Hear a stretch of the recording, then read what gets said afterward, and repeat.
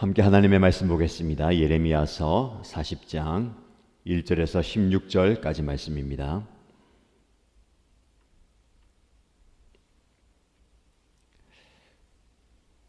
오늘 저와 여러분들이 함께 묵상할 말씀은 예레미야서 40장 1절에서 16절까지 말씀 함께 읽겠습니다. 근위 대장 느부사라단이 라마에서 예레미야를 석방한 뒤에 주님께서 예레미야에게 말씀하셨다. 그때 예레미야는 바빌로니아로 포로로 끌려가는 예루살렘과 유다의 모든 포로와 함께 수갑을 차고 끌려가고 있었다.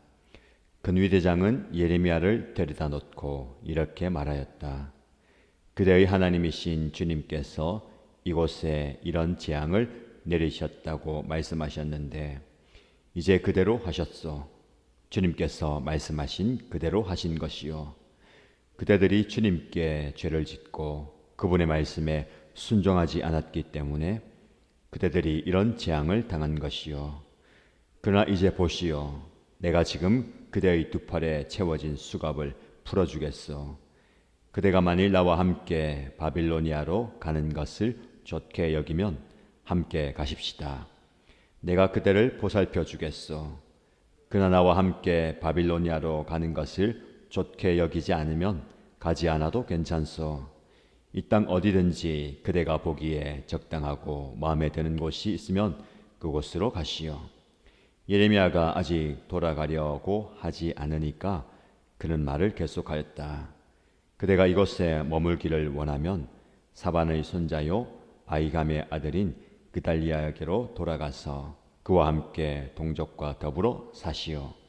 그는 바빌로니아 왕께서 유다 땅에 총독으로 세우신 사람이요. 그것도 싫으면 어디든지 그대가 보기에 적당한 곳으로 찾아가시오. 이렇게 말하면서 근위대장은 예레미야에게 길에서 먹을 양식과 선물을 주어서 보냈다. 예레미야는 미스바로 가서 아이감의 아들 그달리야를 찾아가 그와 함께 그 땅에 남아있는 동족과 더불어 살았다. 들판에서 부하들과 함께 있는 군 지휘관들은 바빌로니아 왕이 아이감의 아들 그달리야를 이 땅의 총독으로 삼고 남자와 여자와 어린아이들뿐 아니라 그 땅의 빈민 가운데서 바빌로니아로 끌려가지 않은 사람들을 그에게 맡겼다는 소식을 듣고 미스바로 와서 그달리야를 만났다. 그들은 느다니아의 아들 이스마엘, 가레아야의 두 아들 요하난과 요나단, 단후메스의 아들 스라야, 네도바 사람 에베의 아들들, 마가 사람의 아들 여사냐와 그들 각자가 거느린 부하들이다. 그때 사반의 손자요 아이감의 아들인 그달리야가 지휘관들과 그들의 부하들에게 이렇게 맹세하였다. 여러분은 바빌로니아 사람 섬기는 것을 두려워하지 마시오. 여러분은 이 땅에 살면서 바빌로니아 왕을 섬기시오. 그러면 모든 일이 다 잘 될 것이요. 나는 미스바에 머물면서 우리를 찾아오는 바빌로니아 사람 앞에서 여러분의 대표자로 나서겠소. 그러니 여러분은 어느 성읍이든지 차지하고 거기에서 포도주와 여름 과일과 기름을 모아 여러분의 그릇에 저장하면서 살도록 하시오. 모압과 암몬의 자손과 에돔과 그 밖의 여러 나라에 흩어져 있는 모든 유다 사람도 바빌로니아 왕이 유다 땅의 사람들을 남겨두었으며 사반의 손자요 아이감의 아들인 그달리야를 그들의 대표자로 세워놓았다는 소문을 들었다. 그래서 흩어져 있는 유다 사람들도 모두 자기들이 살던 곳으로 돌아와서 유다 땅 미스바의 그달리야에게로 갔다. 그리고 그들은 포도주와 여름 과일을 아주 많이 모았다. 그런데 가레아의 아들 요하난을 비롯하여 들판에 있는 군 지휘관들이 모두 미스바의 그달리야에게 와서 그에게 이렇게 말하였다. 암몬 사람의 왕 바알리스가 총독님의 목숨을 빼앗으려고 느다니아의 아들 이스마엘을 보냈다는 것을 전혀 모르고 계십니까? 그러나 아이감의 아들 그달리야는 그들의 말을 믿지 않았다. 그 뒤에 가레아의 아들 요하나는 미스바의 그달리야에게 은밀히 이렇게까지 말하였다. 제가 아무도 모르게 가서 느다니아의 아들 이스마엘을 죽이겠습니다. 허락해 주십시오. 그가 총독님을 살해하면 지금 총독님께 모여 있는 모든 유다 사람이 다시 흩어지고 이렇게 살아남은 유다 사람들마저 멸망하고 말 것입니다. 그러나 아이감의 아들 그달리아는 가레아의 아들 요하난에게 이렇게 대답하였다. 그대는 그런 일을 해서는 안 돼요. 그대가 이스마엘에 대하여 한 말은 사실일 리가 없어. 아멘. 오늘도 하나님의 말씀의 은혜가 풍성한 복된 하루가 되기를 축복합니다. 하나님은 말씀을 통해서 오늘 우리에게 은혜와 능력을 주십니다. 오늘 본문의 말씀 40장 그리고 이어지는 말씀은 유다가 바빌로니아에게 이제 멸망을 하고 포로로 잡혀가는 그 상황 가운데 하나님께서 예레미야를 다시 한번 또 구하시고 또 세우시는, 그리고 모든 사람들이 포로로 잡혀갔지만 그 땅에 남은 자들의 모습을 이야기합니다. 이상한 것은 바빌로니아 왕 느부갓네살에 의해서 예레미야는 구원을 받았습니다. 그리고 포로로 끌려가지 않도록 그의 군대 장관 느부사라단에 의해서 보살핌을 받게 하라고 말씀이 그 앞장에 나와 있습니다. 오늘 본문의 말씀에 보면 바빌로니아로 포로로 끌려가는 그 많은 사람들 가운데 예레미야도 수갑을 차고 끌려가고 있습니다. 아마도 이 명령을 모르는 바빌로니아 군인에 의해서 다시 붙잡혀서 끌려가는 상황인 것 같습니다. 그런 가운데 느부사라단의 눈에 예레미야가 발견이 되고 다시 이 예레미야를 포로의 상태에서 자유로 풀어줍니다. 세 가지의 선택지가 주어집니다. 이 느부사라단이 예레미야를 불러서 이야기하는데 하나님을 알지 못하는 이방인의 입에서 이런 말이 나옵니다. 그대의 하나님이신 주님께서 이곳에 재앙을 내리시겠다고 말씀하셨는데 이제 그대로 하셨습니다. 하나님의 백성인 유다 사람들은 하나님 말씀을 거부하고 재앙, 심판 떠나서 괜찮다라고 얘기했죠. 그러나 끊임없이 예레미야는 하나님이 심판을 내리신다. 그 이방인의 입에서 하나님이 하신 말씀이 그대로 성취된다라고 선포하는 겁니다.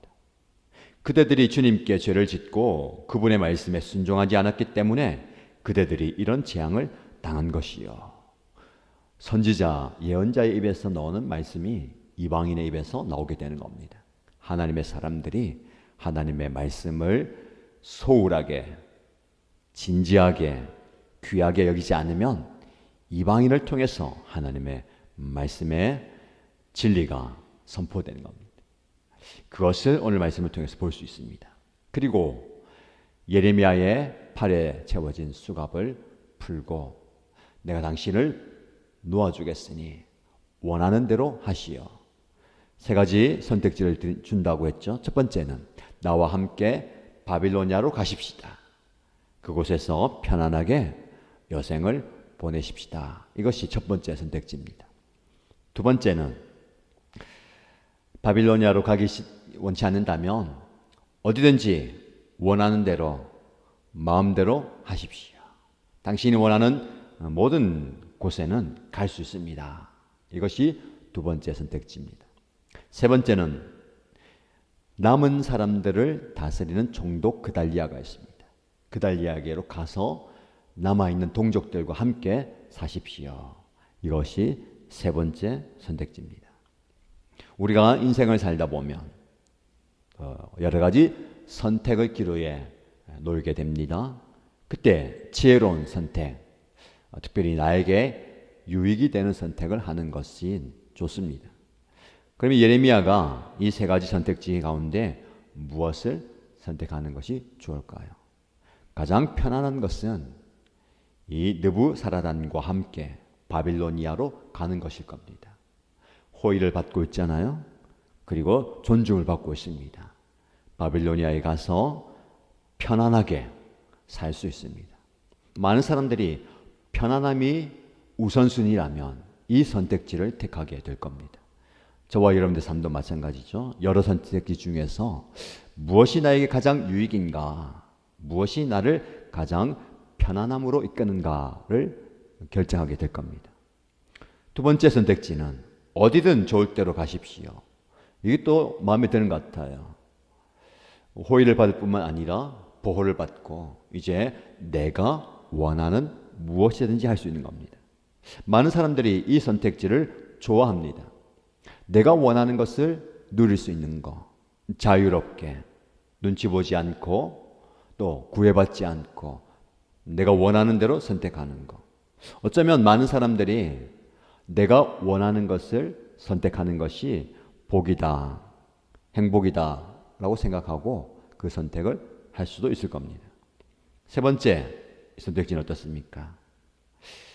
남아있는 백성들에게 돌아가는 것. 상황은 어떻습니까? 황폐해질 대로 황폐해져 있는 땅입니다. 그 말씀해 보면 남아있는 사람들은요, 원래 빈민들이었어요. 아무것도 가진 게 없는 사람들을 남겨놓았습니다. 어떻게 보면 편안함과 원함은 거리가 먼 겁니다. 불편을 선택하는 것일 수 있습니다. 남은 백성들과 함께 고난을 자청하는 자리일 수도 있습니다. 근데 예레미야는 무엇을 선택할까요? 편안함의 바빌로니아도 아니고 내가 원하는 그 좋은 것도 아니고 그 땅에 남기를 선택합니다. 백성들과 함께 남는 것. 이것이 예레미야의 중심이었습니다. 그는 처음부터 끝까지 백성들을 불쌍히 여기면서 눈물의 선지자라고 얘기하잖아요. 그들을 공감하고 동정하고 불쌍히 여기는 마음. 그 마음이 이 선택하는 순간에도 드러나는 겁니다. 그러면 이 황폐한 땅에 남아있는 자들의 위로자가 되어주기를 선택합니다. 자, 저와 여러분이 한번 적용해 볼까요? 어떤 선택지가 좋은 것일까요? 옳은 것일까요? 자, 우리는 좋은 편을 선택합니다. 편한 편을 선택합니다. 내가 원하는 걸 선택합니다. 그랬다고 해서 누가 나무랄 사람이 없습니다. 어떻게 보면 예레미야에게 주신 하나님의 복일 거예요. 바빌로니아에 가는 것, 자기가 원하는 대로 선택하는 것, 누가 뭐라 할 수 있겠습니까? 그러나 그는 더 깊은 공동체를 생각하는 겁니다. 나에게 주어진 사명이 이것이 마지막 사명이다. 남은 백성과 함께 그들의 위로자로 서는 것을 선택합니다. 어쩌면 굳이 그런 선택을 하지 않아도 되는 상황 속에서 그는 무엇을 선택합니까? 어려움과 고난의 길을 감수한 겁니다. 신앙은 단순히 편안함을 추구하는 것이 아니라 하나님의 뜻을 따르기 위해서 때로는 어려움과 고난을 자청하는 겁니다. 신앙의 깊이가 있다는 것은 이런 선택을 할 수 있다는 겁니다. 무엇이 필요할까요? 기도가 필요하고 하나님의 뜻을 구하는 것이 필요합니다. 그러면 신앙인은, 예수 믿는 사람은 무조건 힘들게만 살아야 합니까? 가난하게만, 괴롭게만, 어렵게만 살아야 합니까? 여러분, 어쩔 수 없는 상황 가운데서 힘들게 사는 것이 아니라 굳이 선택하지 않아도 되는 그 옵션을 내가 선택하는 겁니다. 여러분, 세상적인 옵션은 무엇입니까? 플러스 옵션이에요. 기본이 있습니다. 거기다가 옵션을 더한다는 건 뭡니까? 더 편안하게 살기 위해서 더 좋은 것을 선택하는 겁니다. 세상의 방식이에요. 그러나 하나님의 옵션은 다릅니다. 내가 편안한 것, 좋은 것 선택할 수 있지만 굳이 십자가를 선택하는 겁니다. 예수님도 십자가의 길을 가셨다는 것은 굳이 그분이 그 고난의 길을 자청하신 겁니다. 이것이 다른 거예요. 어쩔 수 없이 힘든 길을 가는 것하고 굳이 가지 않아도 되는 그 길을 내가 자청해서 가는 것, 지원해서 가는 것. 그 선구자를 통해서 길이 열리는 겁니다.